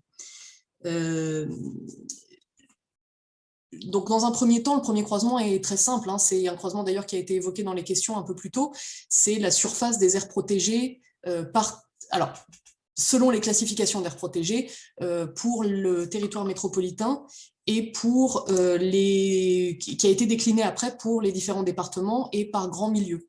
Donc, ce qu'on voit, c'est que effectivement, les 2% de couverture n'ont pas forcément été atteints, mais que par contre, à l'échelle locale, d'un département à l'autre, on a de grandes disparités avec des départements qui dépassent largement les 2% et d'autres qui sont, alors pas forcément plus en retard, mais en tout cas, qui ont moins de surface d'air protégée. Pour les grands milieux, c'est pareil, il y a des grandes disparités d'un milieu à l'autre. Ce qu'on remarque, c'est que les types de milieux qui sont très localisés ou qui sont visés par des dispositifs bien spécifiques, comme les milieux rocheux ou les milieux littoraux, sont un petit peu mieux couverts que les autres, notamment les milieux très larges, comme les milieux forestiers ou les milieux agropastoraux, par exemple. La deuxième étape, donc la mesure de l'efficacité des aires protégées. Alors, la démarche est assez complexe, donc je ne vais pas rentrer ici beaucoup dans les détails. Je vais juste tirer un peu les grandes lignes de la démarche et surtout la partie qui nous a permis d'exploiter les données donc, de l'INPN, qui font partie du SIB, comme chacun sait, en améliorant un petit peu la résolution. Donc, en fait, ce qu'on a fait, c'est qu'en partant du maillage 10-10, donc 10 km par 10 km, qui est un peu un des standards en fait, de l'INPN, on a restreint les aires de distribution des taxons au milieu qui les concernait. Donc là, par exemple, je ne sais pas si vous voyez mon marqueur, mais bref, pour un taxon qui serait un FEOD au milieu humide, on va faire un croisement entre des couches de milieu humide qu'on a fabriquées et qui seront versées au SIB et les maillages de présence de l'espèce, ce qui nous permet d'avoir une aire de distribution restreinte. Et c'est cette aire de distribution qu'on va croiser avec la base de données des aires protégées, de manière à ne pas trop surestimer en fait, l'aire de distribution des taxons.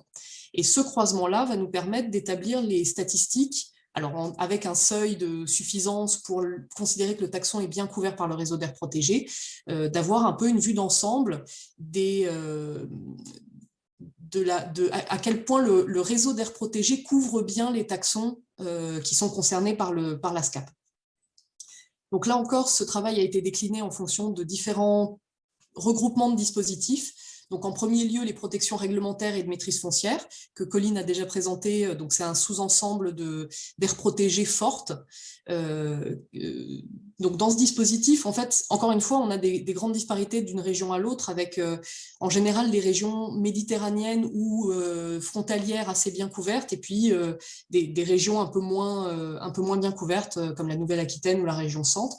Et ensuite, en avançant un peu, en intégrant des dispositifs d'espaces protégés de plus en plus large, donc d'abord les sites Natura, puis toutes les aires protégées hors convention internationale, forcément le taux de couverture des taxons augmente. Alors des taxons ou des habitats, j'y reviendrai, augmente, mais les opérations de gestion et le niveau de protection dans ces sites n'est pas forcément au niveau pour protéger les espèces. Donc en gros, on a une couverture par le périmètre, mais pas forcément par le dispositif de gestion dans les sites. La deuxième étape de ce travail, c'est que donc ce travail nous a permis de localiser en fait les zones du territoire, les grandes régions et même à l'échelle des mailles 10-10 qui couvrent bien les enjeux de biodiversité. Donc on a pu partir de ce travail-là pour faire une proposition pour étendre le réseau d'aires protégées, ou plutôt pour cibler des grandes zones de points chauds qui pourraient permettre d'étendre le réseau d'aires protégées pour atteindre les objectifs de la SAP. Donc, pour rappel, mais ça a déjà été dit plus tôt, c'est l'avantage quand on passe en dernier, en fait, on pourrait économiser des diapos. On doit atteindre 30% du territoire en aire protégée et 10% sous protection forte. Donc l'idée, en fait, c'est d'aller chercher des zones en dehors des aires protégées existantes qui vont permettre de compléter le réseau et d'améliorer la couverture des taxons. Alors, c'est un schéma très compliqué, je ne reste pas sur le détail. L'idée, c'est qu'on est parti donc, de cette liste d'espèces concernées par la SCAP. On a croisé leurs occurrences, donc leurs aires de distribution par grand milieu avec les réseaux d'aires protégées. On a fait tourner une moulinette statistique d'optimisation qui nous permet de concentrer en fait les points chauds là où on a le plus d'enjeux de biodiversité. Alors les enjeux de biodiversité tels que je les présente, ça va être des fortes richesses ou des endémismes, enfin des concentrations d'endémismes ou des zones où on a des espèces qui ont été vues, qui n'ont pas été vues ailleurs. Alors ça couvre éventuellement des espèces qui sont vraiment rares et des espèces qui sont peut-être mal prospectées. Il y a ce biais-là. Et donc ce travail nous permet en fait de produire en bout de ligne des cartes de points chauds qui sont déclinées elles-mêmes pour chacun des grands milieux, donc milieux forestiers, ouverts, aquatiques, humides, littoraux et rocheux. Donc c'est vraiment des grands milieux très larges. Et par grande région, c'est-à-dire qu'on refait l'analyse à l'échelle des grandes régions pour s'adapter aux enjeux plus locaux en fait et ne pas avoir toujours que l'image nationale de la distribution. Et encore une fois, ça va être décliné aussi par niveau de protection, donc protection réglementaire et foncière, puis on ajoute les Natura, puis on ajoute les autres dispositifs. Donc je vous montre quelques cartes de résultats pour vous permettre de visualiser un peu. Donc ce qu'on voit à gauche de l'écran, le volet espèces. Donc ça, c'est vraiment la distribution des espèces avec les points chauds qui sont en dehors des aires protégées existantes et qui permettraient d'aller compléter en fait cette couverture pour tous les taxons. Et à droite, le volet habitat. Donc de la même manière, dans ce cas-là, ce seront les habitats des HFF. Donc directive Habitat Faune Flore, parce que ça nous permettait d'avoir des cartographies complètes sur la métropole. Donc on identifie bien effectivement des points chauds qui sont en dehors des aires protégées existantes et qui permettraient de compléter un peu la couverture des habitats. Ici, je vous montre encore rapidement la déclinaison quand on rajoute les sites Natura, puis les zones, tous les aires protégées hors convention internationale. Forcément, on a de moins en moins de points chauds en dehors des aires protégées, puisque les aires protégées étant de plus en plus grandes, on va avoir de moins en moins d'enjeux à conserver en dehors des structures, des périmètres.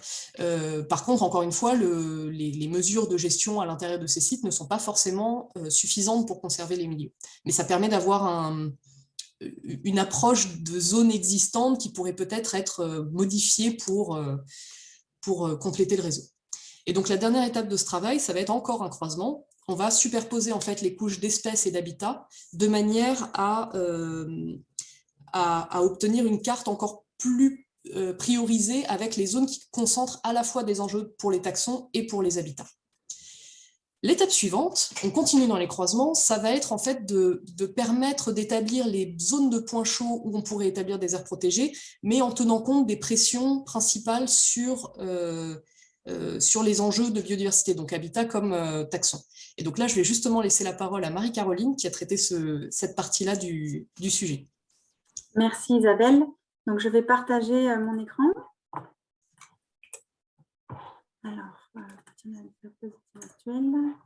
bon, j'imagine que ça marche. Oui. Donc oui, si je reprends les objectifs de la nouvelle SAP, un de ces objectifs, ça va être d'améliorer la connaissance sur le réseau d'aires protégées. Et cet objectif passe par différentes actions. Et l'une de ces actions, c'est notamment de faire un état des lieux des différentes pressions anthropiques qui s'appliquent sur la biodiversité. Et c'est là que s'intègre en fait mon projet qui va être de cartographier sur le territoire en fait ces différentes pressions. Donc pour faire cela, on passe par différentes étapes. La première étape, ça va être de recenser en fait les différentes données qui sont disponibles pour cartographier ces pressions. Donc là, vous avez un échantillon de différents sites internet sur lesquels je suis allée puiser en fait des données. Donc c'est des données qui touchent directement, par exemple, les pressions associées aux installations classées. Ça peut être les prélèvements en eau, ça peut être des cartes d'occupation du sol à partir desquelles on va construire des indicateurs. Et donc sur l'ensemble des données que nous avons trouvées, on a établi des filtres. Donc il nous fallait des données qui étaient spatiales évidemment pour faire de la cartographie, qui étaient disponibles sur l'ensemble du territoire métropolitain et à une résolution quand même assez fine pour pouvoir faire de la bonne cartographie.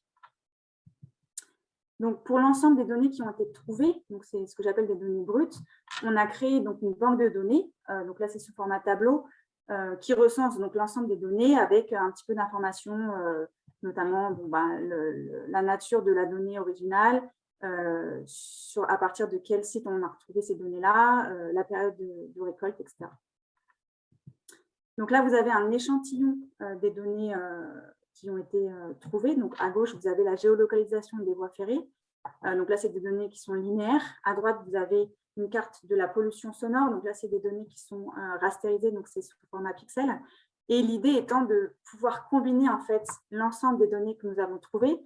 Il fallait passer par une étape de standardisation de ces données pour pouvoir en fait les cumuler ou les croiser. Donc là, vous avez les cartes standardisées. Donc nous, on utilise un maillage à la résolution de 10 km². Donc par exemple, les voies ferrées, on les a transformées en densité de voies ferrées par maille. Donc les zones rouges, ça indique qu'il y a beaucoup de voies ferrées. Et à droite, vous avez la carte de la pollution sonore projetées sur le maillage de 10 km². Et donc, ces cartes-là, vu qu'elles sont sur la même résolution, peuvent être combinées ensuite. Donc, on a également bancarisé l'ensemble des données standardisées. Donc, même chose, là, c'est sous format tableau. Donc, on liste toutes les couches qui ont été standardisées avec quelques variables indicatrices supplémentaires. Alors, en parallèle de cette recherche de données, on a aussi établi, en fait, listé l'ensemble des pressions anthropiques qui s'exercent sur la biodiversité, sur le territoire métropolitain et notamment sur le domaine terrestre. Et donc, pour lister ces pressions, on a utilisé donc, de la bibliographie et également des échanges avec les experts. Et on a classé l'ensemble de ces pressions à l'aide d'une typologie qui est le tableau que vous voyez ici. Donc, au sein de cette typologie, on a 6 grandes catégories de pression. Et pour chacune des catégories de pression, on a des sous-catégories de pression qui sont ici à droite. Donc, on a fait le lien entre la typologie des pressions, les différentes pressions qui s'appliquent sur la biodiversité et également l'ensemble des données qui étaient disponibles pour obtenir en fait un indicateur de pression pour chacune des sous-catégories présentes ici. Donc là, vous avez un exemple des cartes qui sont disponibles pour refléter la perte physique de surface naturelle.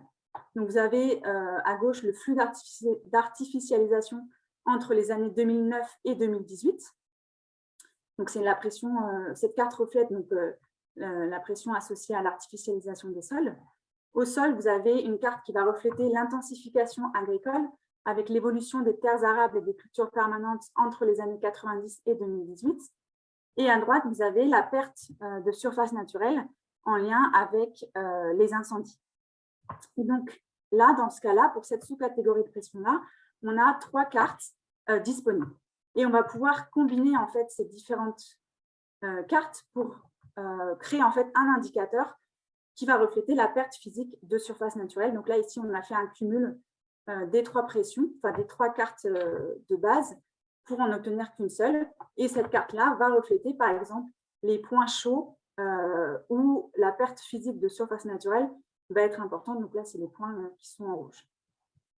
Donc l'ensemble de ce travail va faire l'objet d'un rapport qui est en cours de rédaction et qui devrait être publié cette année. vers le milieu de l'année même. Donc, au sein de ce rapport, on aura tout ce qui est définition de ce qu'est une pression anthropique, les différentes typologies qui existent dans la littérature et notamment celles que nous avons utilisées. On va retrouver également le catalogue des données brutes et aussi des données qui sont standardisées. Et on va mettre à disposition l'ensemble des couches SIG sur le site de l'INPN. Et donc, ces couches seront disponibles en téléchargement pour qu'elles soient réutilisées dans différents projets. Alors, l'étape d'après, ça va être de faire des croisements avec le réseau d'aires protégées et aussi donc, la répartition spatiale des espèces. Donc là, par exemple, un premier croisement que l'on peut faire, c'est entre la répartition des espèces et la répartition des zones, des aires protégées.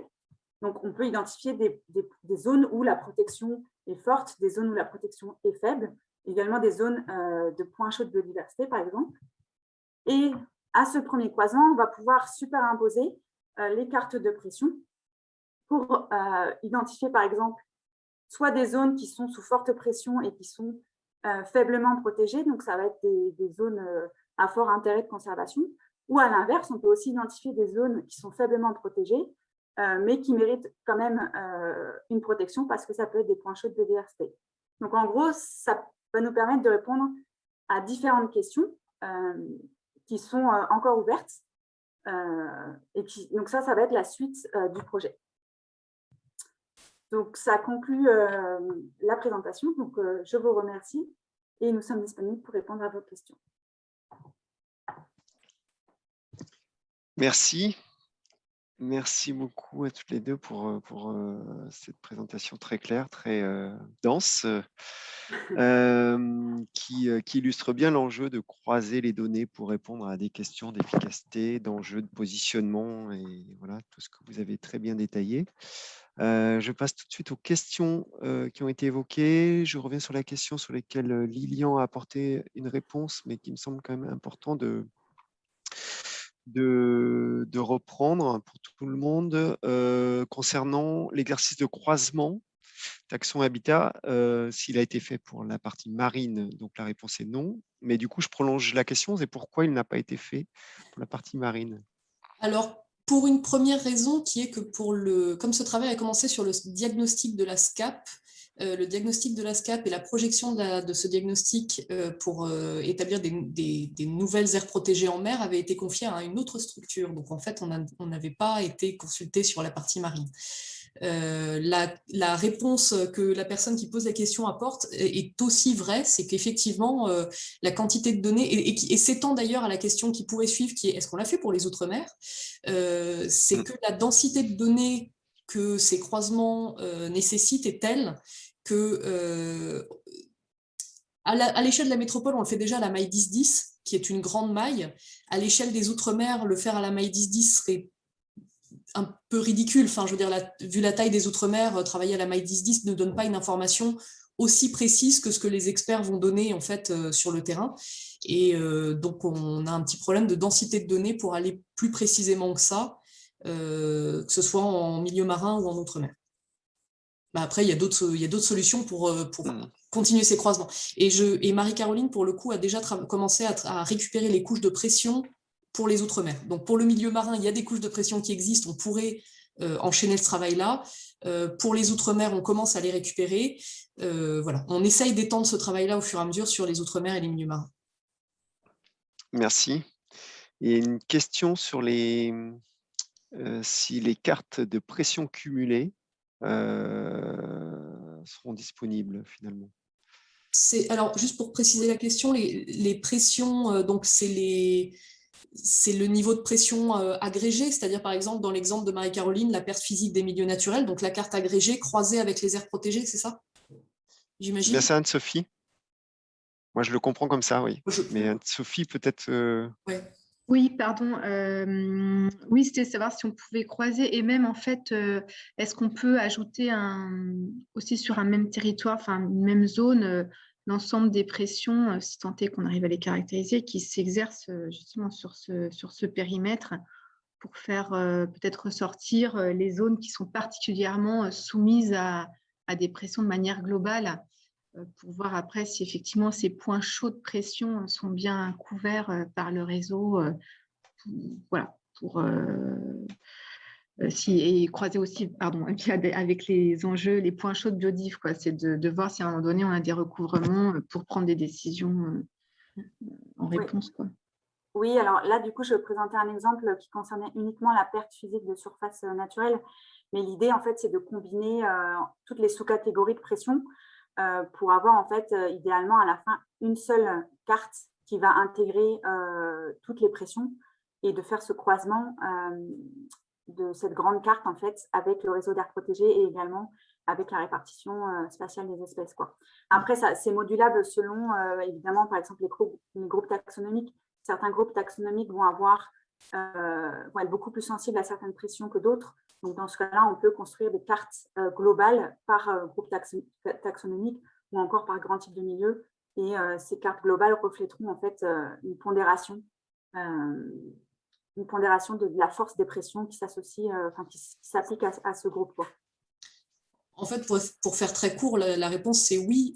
Toutes les cartes sont disponibles, donc on peut croiser littéralement toutes les informations. La question, c'est à quel niveau le croisement ne devient plus lisible. C'est pour ça que nous, on va avoir une approche qui va être un peu plus liée au taxon, parce que ça nous permet de faire le lien avec est-ce que la pression qui s'applique est effectivement j'allais dire un enjeu, mais je commence à mélanger le vocabulaire. Est-ce que la pression qui s'applique est effectivement un problème pour la biodiversité à cet endroit-là, considérant les milieux et les taxons présents. Mais littéralement, on peut faire le croisement simplement aires protégées, type de pression, voir si les aires protégées répondent aux pressions d'un certain type. Okay. Merci. Et il y a une dernière question sur la diffusion des données, des points chauds.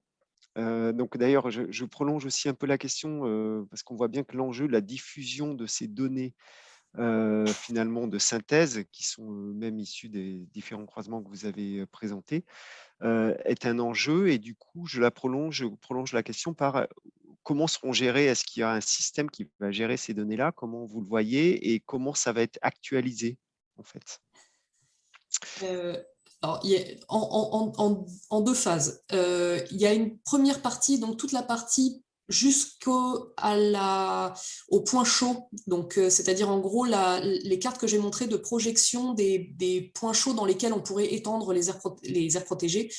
Toute cette partie-là a déjà été diffusée dans le cadre de la SCAP, même s'il n'y a pas encore eu de communication sur le sujet, parce que la démarche du diagnostic n'est pas tout à fait finalisée. Justement, on a du travail à faire sur les Outre-mer encore. Mais ça a déjà été diffusé au DREAL. Et ces données-là sont intégrées dans le diagnostic territorial de l'OFB qui va permettre aux directions régionales et départementales de faire leur plan d'action donc au sein de l'OFB, leur priorisation en fait d'action. Donc ça répond très partiel. Enfin, ça répond à la première question qui est est-ce que ça a été diffusé? Oui, ça a été diffusé, en tout cas au DREAL et aux directions régionales et départementales au sein de l'OFB. Ça a sûrement filtré un peu au-delà de ça.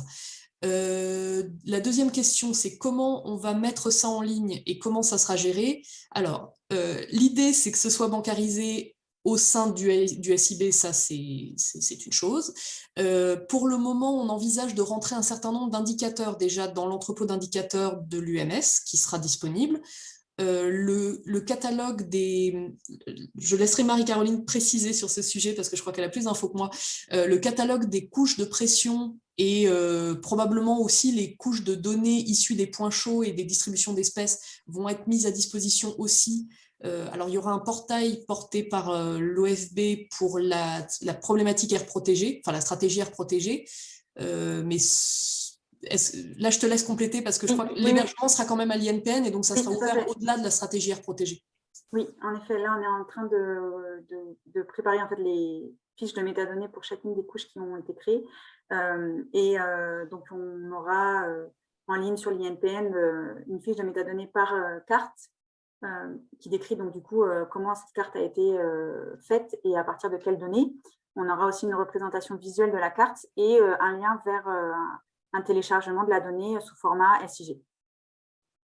Et donc ça sera sur le site de l'INPN.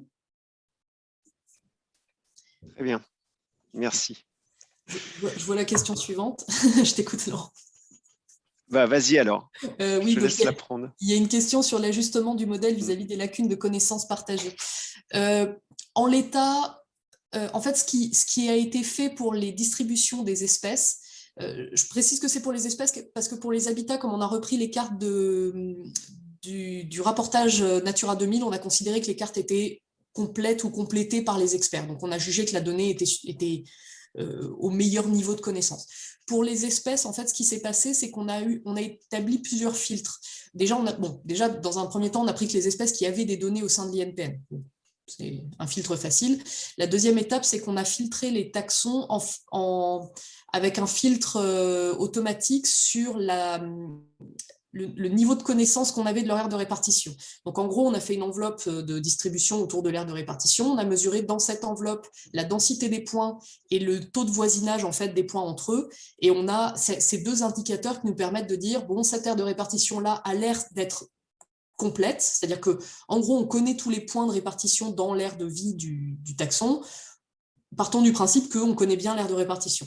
Dans d'autres cas, quand c'était trop parcellaire ou disjoint, on a mis certains taxons de côté en se disant on n'est pas sûr si c'est un taxon mal connu ou si c'est un taxon qui est fragmenté naturellement.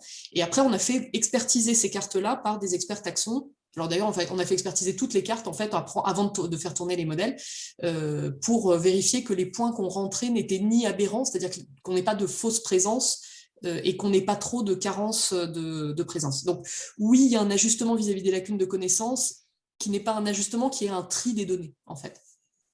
Et voire une correction des données le cas échéant.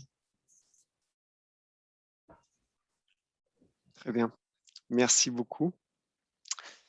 Je vous propose juste de faire une petite synthèse de cet atelier-là avant un exercice dont je ne sais pas comment je vais me sortir, qui est la synthèse des 3 ateliers, avant de rejoindre la plénière dans une quinzaine de minutes. Donc, surtout, n'hésitez pas à réagir sur les 2 petits bilans que je vais tenter de faire en les complétant.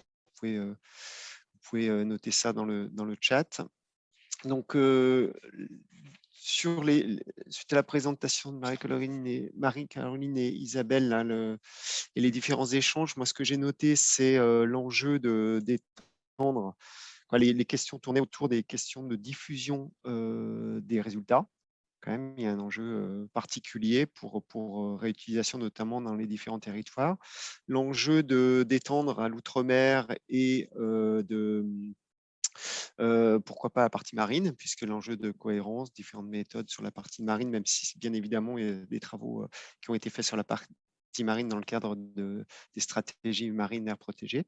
Un enjeu une problématique particulière qui est d'adéquation entre le travail qui est fait et les données disponibles en entrée, notamment aussi bien sur les données de pression que sur les données d'état, puisqu'il a été évoqué le fait que il y avait une dépendance à la connaissance que l'on avait dans tous les travaux, et ça c'est une évidence, mais c'est quand même important de le rappeler. Donc dépendance d'autres politiques publiques aussi pour répondre à ces questions-là, notamment liées à l'inventaire du patrimoine naturel. Une question auquel on n'a pas répondu, mais je la sens un peu peut-être en suspens, mais un enjeu particulier sur les questions d'actualisation. C'est-à-dire comment ces travaux-là qui sont structurants pour accompagner la politique publique, comment ils vont pouvoir être réactualisés régulièrement, étant donné la complexité quand même sous-jacente d'accès aux données, d'organisation des données. Donc on est bien aussi dans la problématique du SIB, donc il y a un enjeu peut-être particulier de voir la fréquence de réactualisation. Et voilà, c'était les grands points clés que j'ai notés moi pour cette séquence-là. Marie-Caroline, Isabelle, vous voyez d'autres éléments ou d'autres personnes d'ailleurs? Je me permets, parce que je me rends compte que j'ai oublié de répondre à cette question de l'actualisation. Alors, tu as 2 minutes. Alors, très rapidement, oui, on envisage d'actualiser les données. On a des petits problèmes techniques, notamment justement sur le tri des données valides et le travail de consulter les experts en fait, pour valider les fonds de cartes pour pallier aux lacunes de connaissances. Ça, c'est un élément un peu bloquant parce qu'on ne peut pas demander à des experts tous les ans de passer 3 mois à vérifier des cartes. Donc ça, c'est quelque chose qu'il faut qu'on règle. Et sur les couches d'information, notamment de pression, On envisage de le mettre en routine, c'est-à-dire de mettre en routine l'extraction des données sources et le recalcul des couches intermédiaires. On n'en est pas là, mais à terme, effectivement, c'est une actualisation qu'on aimerait faire une fois par an, ça serait bien. Plus si c'est possible, mais voilà, ça dépend du niveau d'automatisation du travail. Très bien. Merci pour ces précisions. Alors, pour les collègues qui nous ont rejoints juste pour ce thème-là, je vais du coup rappeler un peu, essayer de faire une synthèse globale. Donc, je vais juste commencer par rappeler que cet après-midi, nous avons dialogué autour de 3 axes. L'axe stratégie nationale d'air protégé, quelle organisation est suivie et quelle évaluation, qui a été présentée par Anne-Sophie Barnet et Colline Chanet. Un axe sur les questions des documents de gestion des aires protégées et l'enjeu de gérer mieux l'ensemble des documents de gestion au sein d'une base nationale et les différents travaux qui ont déjà été engagés dans ce sens. Et enfin, le dernier, et donc ça a été présenté par Thomas Gendre et Caroline Delélis-Goulard. Et puis le dernier thème qui est le croisement de données pour accompagner cette stratégie nationale, notamment entre menaces, biodiversité, aires protégées, et qui vient d'être présenté par Caroline Prima et Isabelle Vité. Donc l'ensemble de ces thématiques, moi j'ai noté, alors c'est là que je vais commencer à être en difficulté, donc n'hésitez pas à m'aider. 4 grands points. Cohérence sur un enjeu de cohérence des différents projets qui étaient soit historiquement lancés, soit projets ou programmes d'ailleurs de travail. Bien sûr, au sein des questions des aires protégées, avec travail sur les aires marines protégées spécifiquement, Natura 2000 et aires protégées. Donc, on voit bien qu'il y avait finalement trois politiques publiques un peu particulières qui étaient déjà avec des travaux spécifiques et l'enjeu de plus les fédérer et de les rendre cohérents. Un enjeu aussi de s'appuyer sur d'autres programmes, type les surveillances de biodiversité, qui soient terrestres ou marines. Enjeu de s'appuyer sur d'autres problématiques type les ABC, type les ORE, type la police qui est coordonnée dans le cadre la police de l'environnement au sens large, et en prenant en compte aussi les particularités de certains territoires ultramarins, notamment en Polynésie ou en Nouvelle-Calédonie, qui ont des codes de l'environnement spécifiques et des enjeux d'autres ministères, notamment au ministère de la Justice, donc d'avoir une cohérence d'ensemble sur ces problématiques-là. La deuxième, c'est une cohérence liée aux acteurs, donc d'être plus en phase sur la cohérence face aux acteurs, face à la synergie, finalement d'avoir une dynamique globale et d'apporter des services à ces acteurs, les différents acteurs, qu'ils soient nationaux ou dans les territoires. Un enjeu de cohérence face